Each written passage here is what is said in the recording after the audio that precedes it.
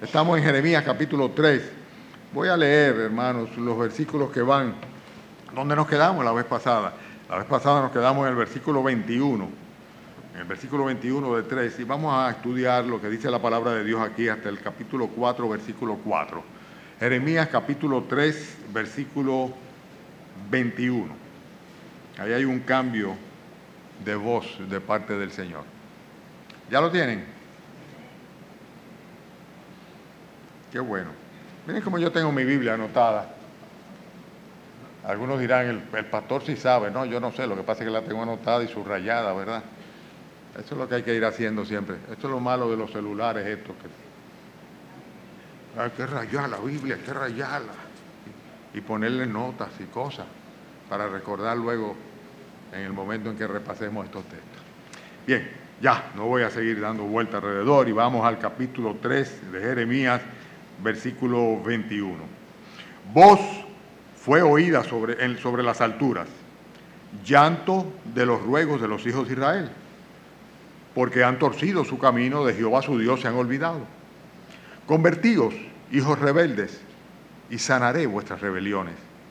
He aquí, nosotros venimos a ti porque tú eres Jehová nuestro Dios. Ciertamente vanidad son los collados y el bullicio sobre los montes. Ciertamente en Jehová nuestro Dios está la salvación de Israel. Confusión consumió el trabajo de nuestros padres desde nuestra juventud, sus ovejas, sus vacas, sus hijos, sus hijas. Yacemos en nuestra confusión y nuestra afrenta nos cubre, porque pecamos contra nuestro Dios, nosotros y nuestros padres, desde nuestra juventud hasta este día, y no hemos escuchado la voz de Jehová nuestro Dios. Si te volvieres, oh Israel, dice Jehová, vuélvete a mí. Y si quitares de delante de mí tus abominaciones y no anduvieses de acá para allá y jurares, vive Jehová en verdad, en juicio y en justicia, entonces las naciones serán benditas en él y en él se gloriarán. Porque así dice Jehová a todo varón de Judá y de Jerusalén, harad campo para vosotros y no sembréis entre espinos. Circuncidaos a Jehová y quitad el prepucio de vuestro corazón, varones de Judá y moradores de Jerusalén. No sea que mi ira salga como fuego y se encienda y no haya quien la apague por la maldad de vuestras obras. Ustedes recuerdan cuál es el contexto de todo el libro de Jeremías. El profeta había recibido de parte del Señor la profecía que era prácticamente inminente de que iban a ser invadidos por los babilonios, por los del norte, y que iban a ser destruidos como nación.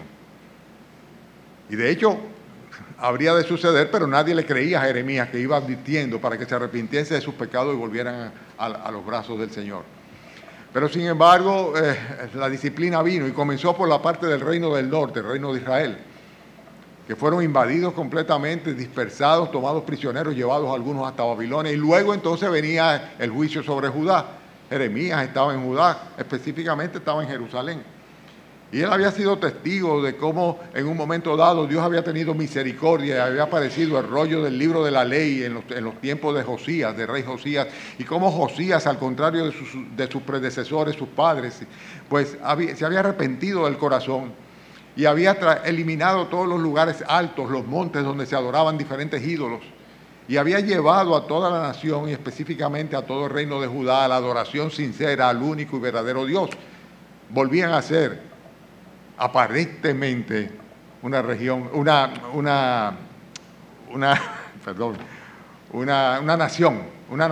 monoteísta. Volvían a ser una nación monoteísta, verdaderos adoradores del Dios único y verdadero. Pero que resulta que parece ser que eso fue muy efímero, ese supuesto arrepentimiento, y de nuevo volvieron. Jeremías advertía una y otra vez como mensaje del Señor, y lo que estamos viendo aquí es precisamente eso.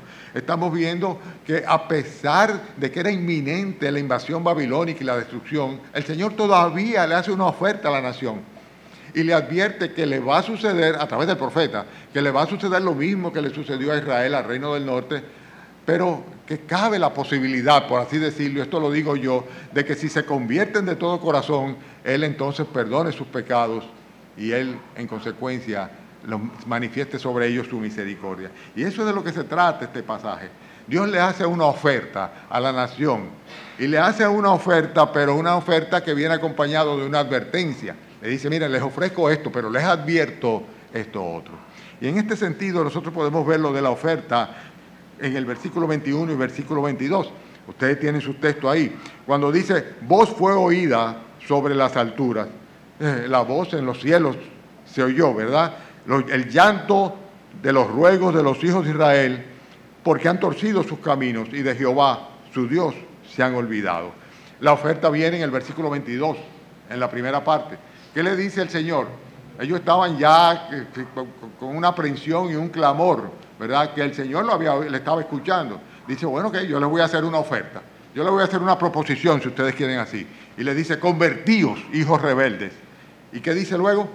Y sanaré vuestras rebeliones. Ustedes son los rebeldes, ¿verdad? El juicio viene sobre ustedes. Pero conviértanse. Y si ustedes se convierten, esa es la oferta que yo le hago. Dice, yo voy a sanar las rebeliones de ustedes. En otras palabras, no iba a tomarle en cuenta su pecado, iba a perdonarle, iba a librarle del juicio venidero. Esa era la oferta del Señor. Lo que vemos nosotros acá, ciertamente, es que el Señor no solamente le hace una oferta, sino que también le expone de una manera muy clara en estos versículos que leímos cuál es el camino que debían tomar a fin de que ellos pudieran evidenciar un arrepentimiento genuino, o sea, una genuina conversión y en consecuencia pues ser librado del juicio que venía sobre ellos. ¿Me están siguiendo? ¿Verdad? Y lo vemos nosotros de una manera muy clara. Y hay 5 pasos diferentes que el Señor les instruye en los versículos que vienen a continuación sobre lo que debían ellos hacer, la senda que conduce a un genuino arrepentimiento. Y el primero de ellos está en los versículos que van en el capítulo 22 mismo, en el versículo 22 mismo, en la parte segunda del versículo hasta el 25. Le dice acá, fíjense, he aquí, nosotros venimos a ti, porque tú eres Jehová nuestro Dios. Ciertamente, vanidad son los collados y el bullicio sobre los montes. Ciertamente, en Jehová, nuestro Dios, está la salvación de Israel. ¿Qué era lo que estaba Israel pretendiendo hacer en ese momento? Reconocer su culpa y confesar su pecado delante del Señor. El Señor le hace la oferta, vuelvo y reitero, el Señor le hace la oferta muy clara, convertíos hijos rebeldes y sanaré vuestras rebeliones. Y entonces la reacción dice, ok, nosotros venimos delante de ti porque tú eres Jehová nuestro Dios. Dice, y reconocemos que ciertamente vanidad son los collados, o sea, los lugares donde iban ellos a adorar, donde tenían sus altares a sus dioses falsos. El bullicio sobre los montes, dice, porque sabemos realmente que la salvación de Israel está en Jehová. Aparentemente, lo que se estaba produciendo en ese momento era una confesión, un reconocimiento.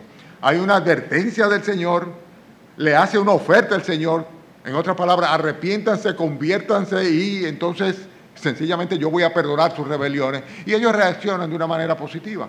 Ellos reaccionan de una manera positiva y dicen, venimos delante de ti porque tú eres el verdadero Dios. Lo que hemos estado haciendo en los montes, adorando en los lugares altos, eso es algo que realmente no tiene ningún sentido porque en Jehová nuestro Dios está la salvación de Israel. Estoy replicando lo que dice el versículo 22 y el versículo 23. Ellos estaban reconociendo sus prácticas idolátricas.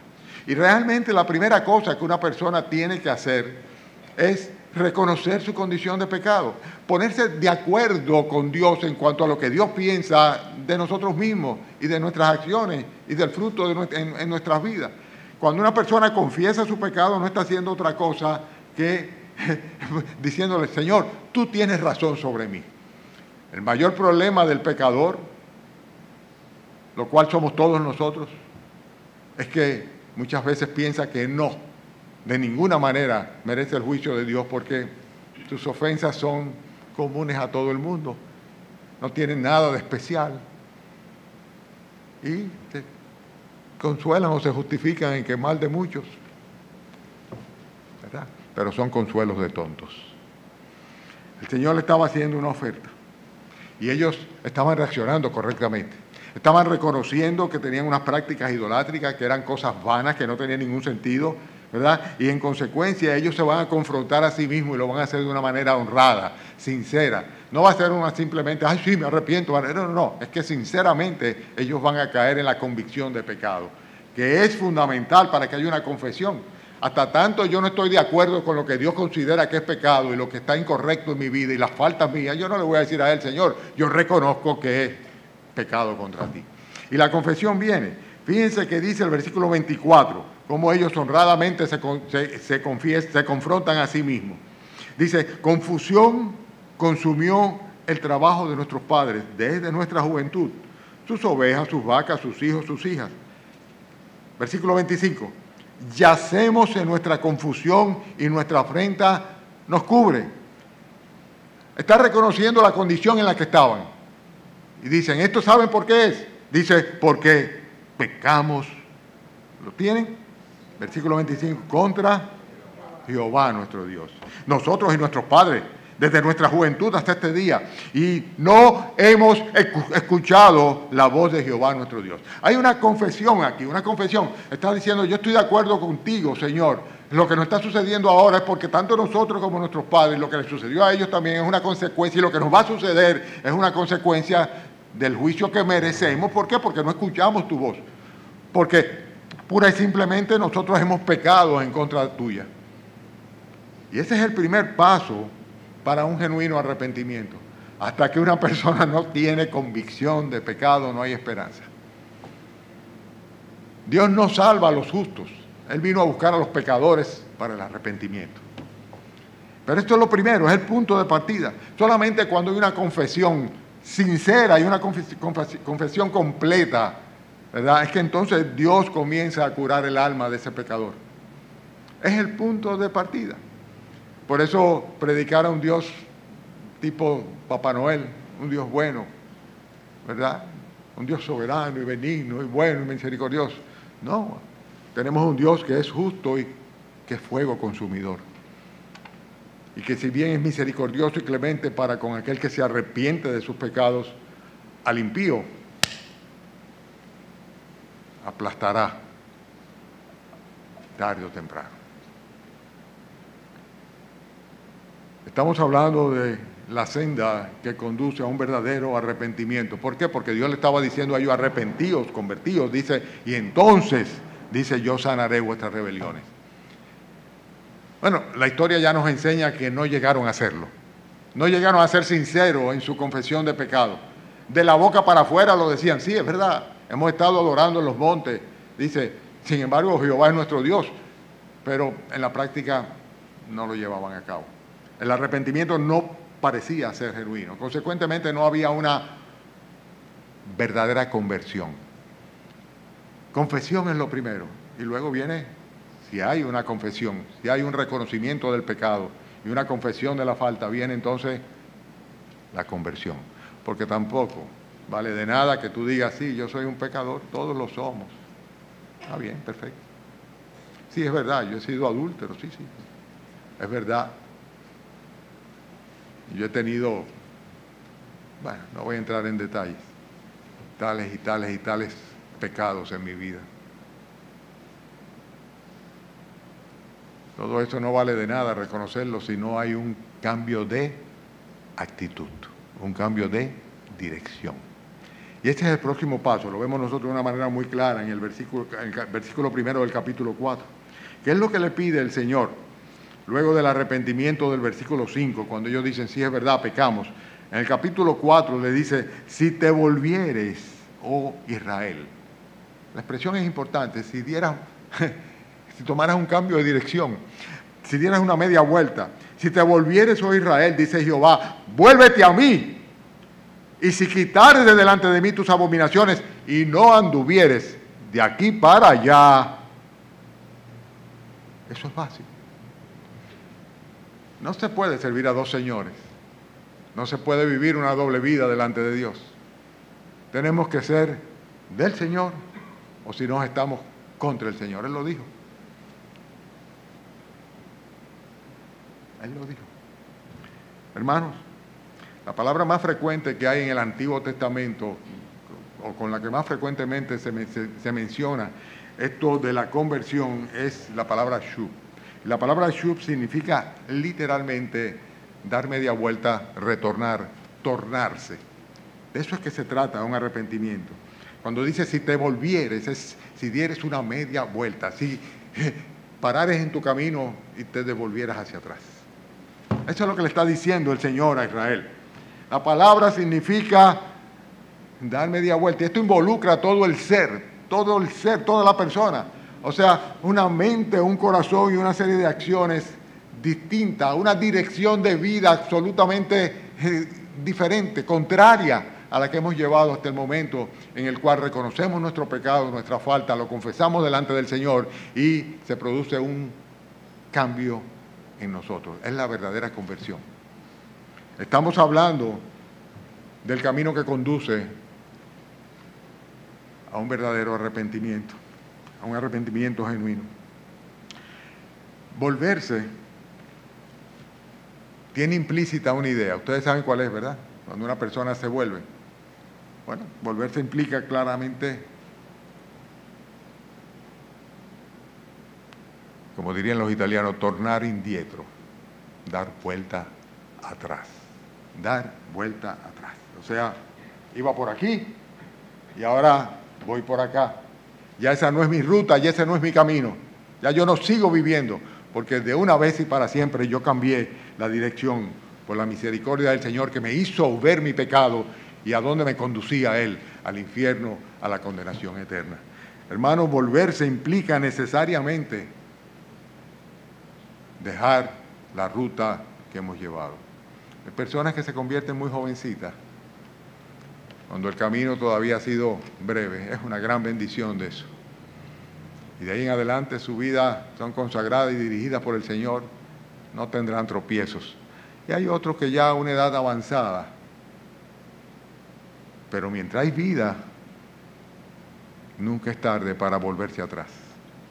Para sencillamente decir, no voy a seguir por ahí, me voy a convertir al Señor Jesucristo, voy a ir en la dirección en que Él va, voy hacia Él y con Él, y lo hago de todo corazón.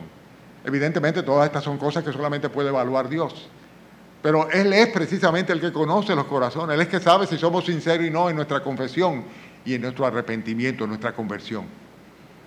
El problema nuestro no es con los hombres ni con una iglesia, no es un asunto de religión, es un asunto del pecador y el Salvador. El Salvador es Jesucristo, el pecador somos cada uno de nosotros. Y a Dios no podemos engañarlo ni tampoco podemos burlarnos de Él. Por eso le dice el Señor aquí, fíjense el final del versículo 4, dice, si quitares delante de mí tus abominaciones. ¿Y qué dice luego? Dice, y no anduvieres de acá para allá. Andar de acá para allá significa simplemente fluctuar. ¿Fluctuar entre qué cosa? Entre la verdad y la mentira. La verdad es lo que la palabra de Dios dice, las promesas del Señor, el mandato del Señor, todo lo que tiene que ver con la persona y la obra de nuestro Dios, la voluntad de nuestro Dios. Esa es la verdad. Cristo dijo que Él era la verdad y Él era el camino que tenemos que seguir. En Él solamente estaba la vida. Pero, óyeme, es tan frecuente ver personas que en un momento dado parece ser que se arrepintieron, que inclusive llegan a reconocer su pecado, parece ser que se convirtieron, pero sin embargo le pasa lo que le pasaba a Israel, que andaban de aquí para allá, de un lado para el otro. Evidentemente, no había una conversión absoluta. El Señor pone énfasis en la idea de que hay que volver atrás y comenzar a caminar junto a Él, con Él. Vuélvete a mí, le dice en el versículo 1 del capítulo 4, vuélvete a mí, o sea, camina para acá, ¿verdad? Conmigo, ¿verdad? Y de una vez para todas, no estés entre dos pensamientos, no estés entre dos aguas. No se puede vivir para Cristo y vivir para el mundo, no se puede. Todo lo que nos va a traer esto es disciplina. Dice la Escritura que el Señor al que ama y al que recibe como hijo, dice, lo disciplina. Por eso tenemos que ser definidos en cuanto a nuestra postura delante de Dios y delante de los hombres. Si nos convertimos al Señor Jesucristo, no podemos seguir. Bueno, está bien, yo te estoy siguiendo, Señor, pero déjame un momentito, déjame ver. La corriente de este mundo simplemente lo que hace es llevar por la puerta amplia y el camino ancho a la condenación. De ahí la invitación a entrar por la puerta estrecha. La predicación del apóstol Pedro era exactamente la misma. Nosotros vemos que en el inicio de la iglesia primitiva en Jerusalén, en el libro de Hechos, específicamente el versículo 19, el apóstol Pedro le dice: arrepentíos y convertíos. Ahí están las dos cosas que hemos visto hasta ahora: una confesión de pecado con un arrepentimiento genuino y una conversión. Arrepentíos y convertíos para que sean borrados vuestros pecados, le dijo Pedro a toda la nación de Israel. Y sean borrados vuestros pecados y vengan de la presencia del Señor tiempos de refrigerio. Y Él nos envía a Jesucristo, el cual ha sido antes anunciado. Arrepentimiento y conversión. Este es el camino que conduce a la vida eterna. Y la oferta se le está dando Dios a la nación de Israel. Le está diciendo: no es necesario que ustedes se conviertan, que dejen sus caminos y que dejen su ambivalencia de querer vivir doble vida. No es posible. O andan en pos de mí o andan en pos del mundo. Pero no se puede vivir una doble vida. Arrepentíos y convertíos. La tercera cosa es la aceptación. Esto está en el mismo capítulo 4, en el versículo 2. Fíjense que luego que dice: si te volvieres, oh Israel, dice Jehová, vuélvete a mí. Si quitares delante de mí tus abominaciones, y si no anduvieres de aquí para allá, dice, y jurares, vive Jehová en verdad, en juicio y en justicia, entonces las naciones serán benditas en Él, y en Él se gloriarán. Hermanos, la tercera cosa tiene que ver con un juramento. Lo dice. O sea, si realmente jurares, vive Jehová en verdad. El juramento fue siempre muy importante para la nación de Israel. El juramento implicaba necesariamente un compromiso que se asumía y que era ineludible a partir de ese momento. Y sobre todo cuando se juraba por una deidad, lo que estaba haciendo era aceptar no solamente la existencia de esa deidad, sino invocar a esa deidad. Cuando se decía: yo juro por Jehová, pero también decían: yo juro por Baal. Tú estás reconociendo que existe Baal, ¿verdad? Y estás invocando el nombre de Baal. Hay que tener mucho cuidado, por eso dice la Biblia, mucho cuidado con los juramentos. No voy a entrar en detalles en cuanto a eso. Pero en este caso específicamente el Señor le está diciendo: jura, vive Jehová a la nación de Israel. Vive, jura verdad y hazlo en verdad, en justicia y en juicio. O sea, de todo corazón, en verdad, en justicia y en juicio. O sea, simplemente con todo tu ser, con toda tu alma, con todas tus fuerzas, vive Jehová. Jura por Él, identifícate con Él, acéptale a Él de una vez por todas. Juan dice lo siguiente en su primera epístola, capítulo 5, versículo 20. Sabemos que el Hijo de Dios ha venido y nos ha dado entendimiento para conocer al que es verdadero. Y estamos en el verdadero, en su Hijo Jesucristo. Él es el verdadero Dios y la vida eterna. Él es el verdadero Dios y la vida eterna. Cuando una persona consciente, arrepentido de su pecado, confiesa a Jesucristo, jura a Jesucristo, entonces él va en camino de la aceptación que Dios está esperando como una consecuencia de un arrepentimiento genuino y la búsqueda o el deseo de seguirle incondicionalmente, o sea, de una genuina conversión. El camino o la senda que conduce a recibir la oferta del Señor pasa por un arrepentimiento, una confesión, una conversión y una profesión de fe, una aceptación. Yo no puedo recibir a Cristo por otra persona. Yo no puedo clamar por el perdón para que mis hijos sean salvos. Yo puedo pedirle al Señor, sí, pero cada uno de ellos tiene que pasar por este proceso como tenía que suceder con la nación de Israel. Ellos tenían que reconocer su necesidad de ser perdonados, la realidad de su pecado, del pecado en su vida, con las consecuencias que le traía por la advertencia que el Señor hace a los pecadores. Y tenían de todo corazón que convertirse al Señor Jesucristo, decidirse a vivir su vida en pos de Él, e invocar su nombre aceptándole individualmente, personalmente, como su Dios, su Señor y su Salvador. ¿A ti te pasó eso ya? Que yo soy muy jovencito todavía, soy muy jovencita. ¿Y? No, que ya yo estoy muy viejo para estar. ¿Y?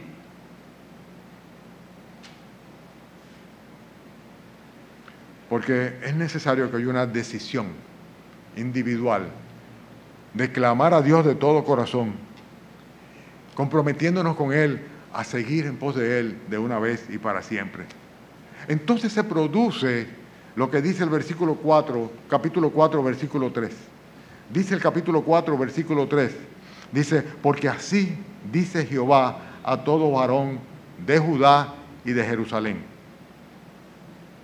harad campo para vosotros y no sembréis entre espinos. En otras palabras,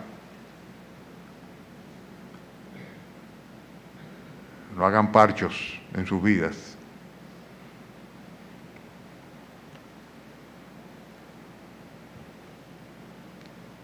El sembrador debía remover completamente la tierra. Y una vez la tierra estuviese completamente arada, entonces era que venía el tiempo de la siembra.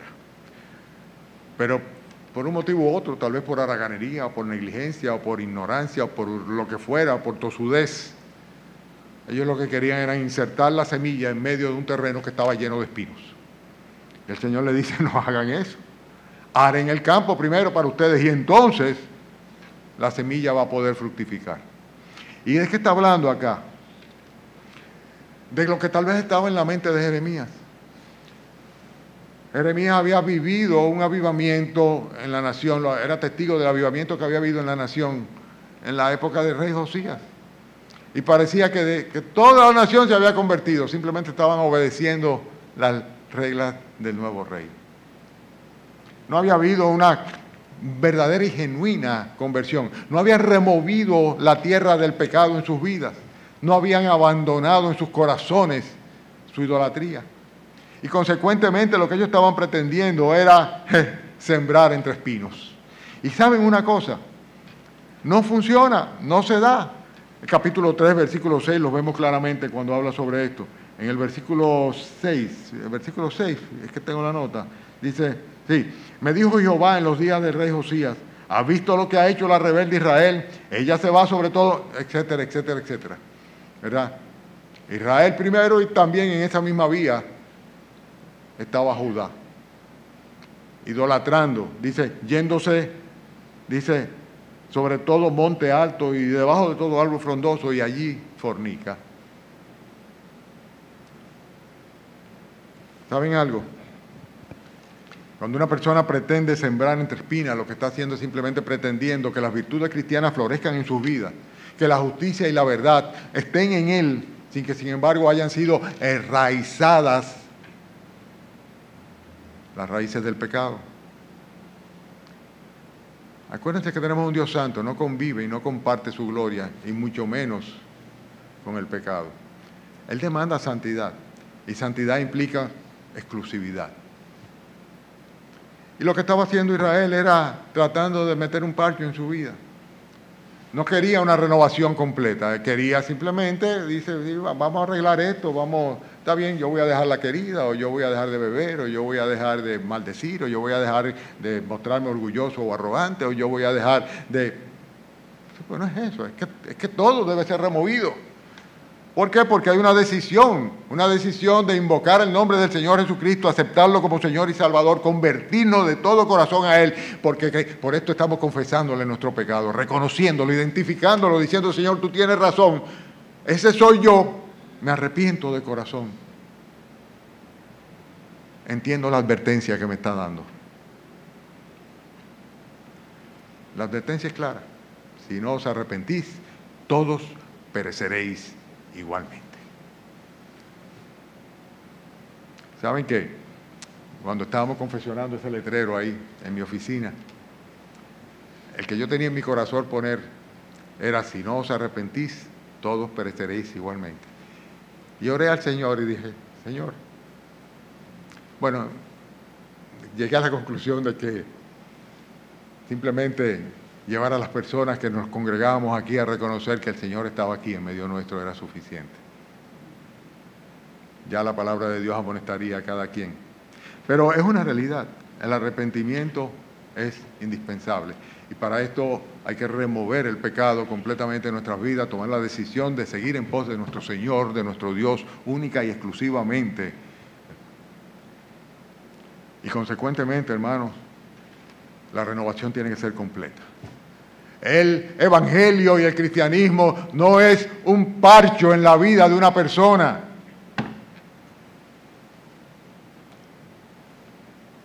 No se trata de que se pinchó la goma por aquí, entonces me voy a corregir esta parte. Le voy a poner su parcho para poder seguir rodando en la misma dirección. No se trata de eso. El cristianismo es una nueva vida, una vida de santidad, una vida de consagración, una vida de frutos, una vida de multiplicación, una vida de adoración. Ese es el cristianismo verdadero. El Señor estaba diciendo a este pueblo, las cosas no son así, te estoy advirtiendo, te estoy haciendo una advertencia. Dice, a pesar de que hay una oferta, y la oferta es muy clara, la oferta es simplemente, como dice el texto aquí, conviértanse, hijos rebeldes. Y si es así, entonces yo voy a sanar vuestras rebeliones. Para concluir, hermano, en esta senda que es la que conduce a un genuino arrepentimiento, además de la confesión, la conversión, la aceptación de nuestra condición y nuestra necesidad, la renovación completa, absoluta y total de nuestro ser. Si alguno está en Cristo, vieja, ¿cómo es? Nueva, total, nueva criatura es. Las cosas viejas, para adelante, seguimos. ¿Qué dice? ¿Qué dice? Las cosas viejas, ya, atrás. Y no se queda ahí, dice, de aquí todas son hechas nuevas. Hay que sembrar semilla nueva en terreno nuevo, ¿verdad? Para tener una nueva vida, un brote de vida nueva. Bueno, concluimos en lo que dice el versículo 4 del capítulo 4. Y es la exhortación final que viene acompañada de la advertencia. Y apropiémonos de esto, por favor. Apropiémonos de esto. Dice el Señor, circuncidaos a Jehová y quitad el prepucio de vuestros corazones, de vuestro corazón, varones de Judá y moradores de Jerusalén. No sea que mi ira salga como fuego y se encienda y no haya quien la apague por la maldad de sus obras. En otras palabras, que las consecuencias de su pecado recaigan sobre ustedes mismos. Eso fue lo que pasó. Eso fue lo que finalmente pasó. Porque no aceptaron la amonestación del profeta, por el contrario, lo persiguieron, lo maltrataron, lo metieron en cisterna, estuvo a punto de morir, rechazaron los escritos que él mandaba. O sea, fue un desastre lo que hicieron con el mensaje del Señor. El pueblo siguió confiando, prefirió, como lo vimos las semanas del mes pasado, ya dice, prefirió recurrir a Siria, a Egipto, a buscar apoyos por otra parte, pero no acudir arrepentidos a los pies de nuestro Señor Jesucristo. Hoy día pasa lo mismo, la gente busca religiones, trata de apoyarse en todas esas fantasías demoníacas y su adoración a ídolos, estatuas, vírgenes, santos, etcétera, etcétera, antes de simplemente clamar al único Salvador, el único Dios y Salvador, el único Redentor, el único que ha pagado por nuestras culpas y que tiene el poder de decir, no, ya yo pagué por él. Ya definitivamente, dice, no tienes una cuenta pendiente. Tus rebeliones han sido saldadas, perdonadas. Quitad el prepucio de vuestros corazones. ¿Saben que la circuncisión era una señal de ser parte del pueblo de Dios? Fue siempre muy importante. Era una señal que se hacía en la carne, irreversible. Una vez que una persona estaba circuncidada, punto, no podía volver hacia atrás. Y así los hombres definían su posición. Eran parte del pueblo de Dios. Tiene que ver con identificarse con Dios. Y la exhortación del Señor aquí es circuncidaos a Jehová. Y la idea es muy clara. La palabra dice que es una parte de lo que implica identificarse como parte del pueblo de Dios. Había algunos prosélitos que no eran de ascendencia judía, pero se convertían y se circuncidaban también, porque ya eran parte del pueblo de Dios. Hermanos, amigos, esta circuncisión a la que hace referencia acá y también en el Nuevo Testamento, la Escritura, no era algo simplemente en el prepucio, en la carne, sino era algo que tenía que ver con el corazón. El corazón se va llenando, es como si estuviera cubierto, así como el prepucio, de una piel de pecado. Y se va endureciendo esa piel, poquito a poco. Se va poniendo dura. Y el corazón no puede latir. Entonces, se va convirtiendo en un corazón de piedra poquito a poco delante de los ojos de Dios. Y es insensible. No palpita frente a la palabra de Dios, frente a la persona de Dios, frente a las realidades que Dios le presenta delante de él.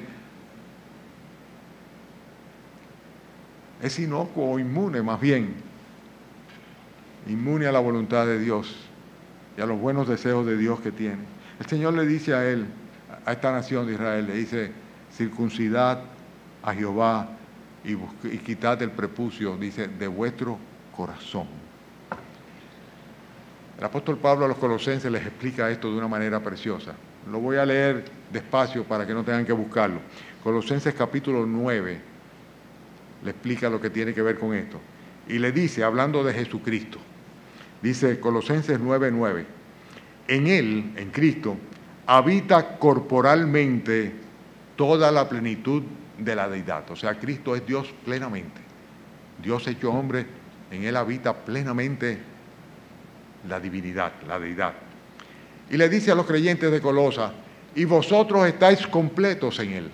En otras palabras, no tienen que ir a buscar más nada por otro lado. Todo lo que ustedes necesitan lo tienen en nuestro Señor Jesucristo, porque Él es la cabeza de todo principado y toda potestad. O sea, Él está en el lugar más alto. Y luego dice, a los creyentes de la iglesia de Colosa, le dice, versículo 11 del capítulo 9, dice, en Él, hablando de Cristo, también fuisteis circuncidados con circuncisión no hecha a mano, al echar de vosotros el cuerpo pecaminoso, carnal, en la circuncisión de Cristo. Interesante. El Señor le dice a su nación, ¿verdad?, a la nación de Israel, circuncidad a Jehová y quitad el prepucio de vuestro corazón. El apóstol Pablo le dice a los colosenses, ustedes fueron circuncidados en la circuncisión de nuestro Señor Jesucristo, la que hizo Jesucristo en sus corazones. Dice, el cuerpo pecaminoso carnal del pecado, dice, fue quitado. Así que no se dejen engañar, porque Cristo es suficiente, Él es suficiente como Dios que es, para simplemente de una vez por todas librarles del pecado y permitir que sus corazones de piedra se conviertan en corazones de carne. Y esa es la invitación del Señor. La invitación a que los corazones sean circuncidados. Un cambio radical, total, profundo, que eche el pecado de nuestras vidas y que hace como consecuencia del ser humano, que en otra época era adversario de Dios por causa del pecado, ahora sea un hijo de Dios por la fe. ¿Saben que estoy cansado de escuchar la argumentación? No, pero vamos a seguir pecando toda nuestra vida. ¿Quién dijo? Esa es una postura completamente derrotista. Dice la Biblia que la voluntad del Señor es nuestra santificación. Entonces, consolarnos, bueno, pero sabemos que aunque nos convirtamos al Señor Jesucristo y nos perdone, sí, si te conviertes al Señor Jesucristo, Él te perdona de una vez para siempre y la vida eterna es lo que te espera. Pero el juicio de Dios no se quita de encima de nosotros. Por el contrario, la Biblia dice que el juicio de Dios comienza por su casa, por los suyos. Y tendremos que dar cuenta a Dios de lo que hayamos hecho mientras estuvimos en el cuerpo, sea bueno o sea malo. Porque el Señor no nos salva para que nosotros sigamos viviendo conforme a la corriente de este mundo y en el pecado, sino todo lo contrario, para que nos apartemos del mal y para que vivamos para su gloria. Y en este caso, de una manera muy particular, el Señor le está diciendo, circuncidad a Jehová vuestros corazones. Ok, perfecto, reconocieron sus pecados, se convierten a mí, hacen una profesión de fe, aceptan a Jesucristo como su Señor y Salvador. Todavía van más lejos, deciden arar la tierra para sembrar la semilla nueva del Evangelio. Yo recuerdo a un hermano muy querido que ya no está con nosotros porque está en la presencia del Señor, que cuando se convirtió, yo fui el primero que lo califiqué de fanático. Comenzó, hizo una recolecta en su casa, sacó todos esos libros religiosos viejos y otros que realmente no le agradaban al Señor. Buscó los discos, aquellos LP que tenía, cosas de su música, y buscó una serie de objetos adicionales, ¿verdad? Y sencillamente los quemó. Los quemó. Yo decía, pero espérate, ¿qué necesidad de quemar los discos? Yo decía. Simplemente era la actitud de las cosas viejas pasaron. O sea, una nueva vida, una circuncisión absoluta y total del corazón, un cambio radical que afecta profundamente la naturaleza moral de cada uno de los cristianos, de los hijos de Dios. Hay cosas que nos gustaban y ya no nos gustan.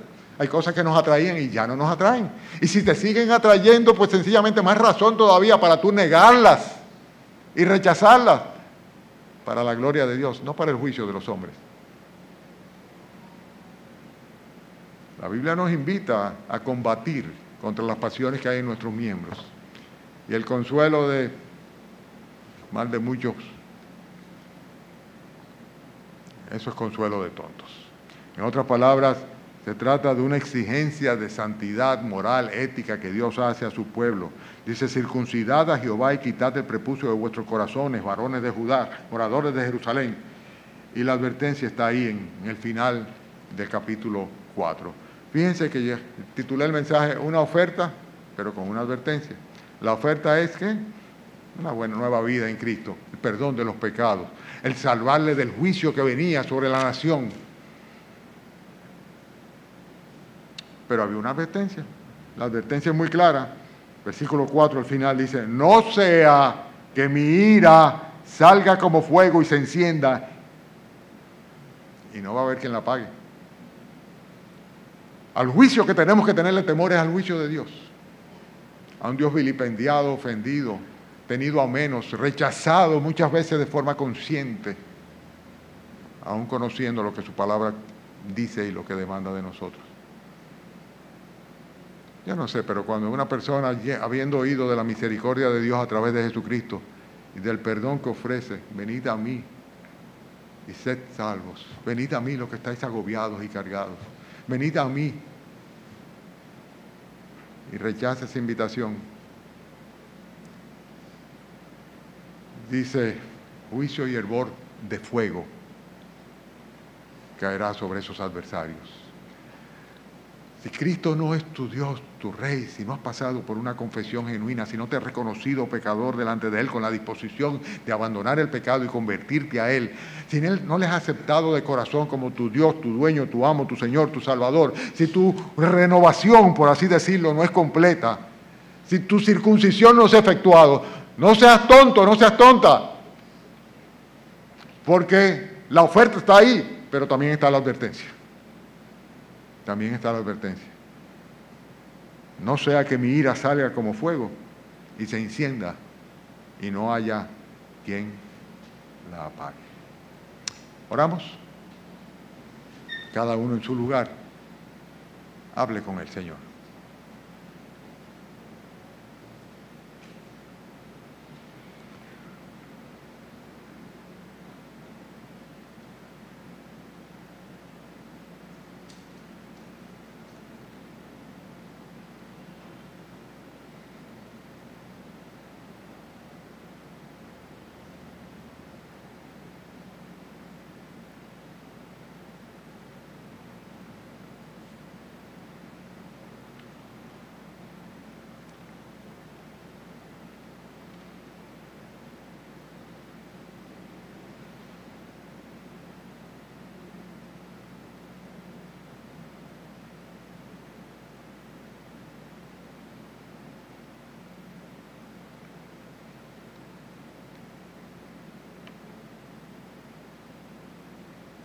Padre amado, reiterándote, Señor, nuestra gratitud por la dirección que nos das mediante tu Santo Espíritu y tu palabra. Te rogamos, Señor, que tu misericordia nos conduzca, Señor, a hacer tu voluntad. Que perdone nuestras faltas, Señor, nuestra apatía, nuestros desvíos, Señor. Y que nos ayude, Señor, a sembrar sobre tierra arada por ti. A ser fieles, Señor. A ser constantes. A glorificar tu nombre en nuestras vidas. En el nombre del Señor Jesucristo te damos gracias, Padre, por habernos concedido el estar aquí esta mañana. Y desde ya, Señor, rogamos que igualmente tu bendición repose sobre nosotros. Cuando esta tardecita, Señor, vamos de nuevo, Señor, a reunirnos como iglesia para aprender de ti, adorarte, cantar himnos, todo aquello que solemos hacer, Señor, buscando tu bendición en el nombre de Cristo Jesús. Amén.